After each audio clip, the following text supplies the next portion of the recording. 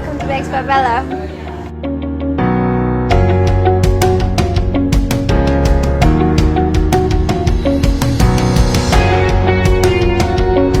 Hi everyone, I'm Melissa from Bakes by Bella, and as expected, of course, the majority of us were quite affected by the pandemic, and us being small-time business owners, yes, we did take quite a hit. But I have to say, during the pandemic, we did manage to work during that entire time. I managed to secure the passes, and we were actually operational the entire time.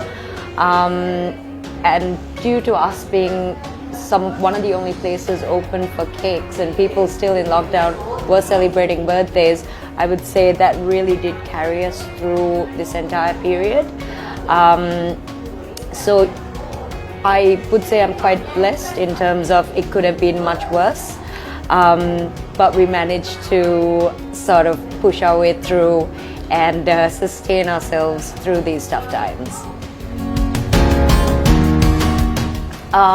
So during the lockdown, what I noticed was most of us, we ended up craving the most basic things like bread, chocolate, and like weirdly enough, I was craving custard during that time. So the moment we opened, I figured, you know what, I'm going to cater to the specific need. So we worked together, I worked together with my team, and we changed our model a little bit, and what we ended up doing was we started baking bread.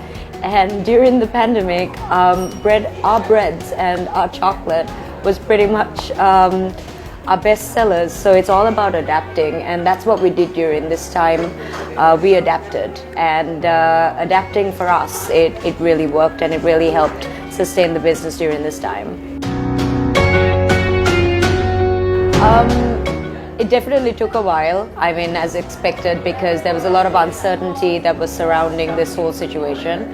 But I have to say, come around August, it certainly started to very slowly but gradually fall into place, for which I'm extremely thankful.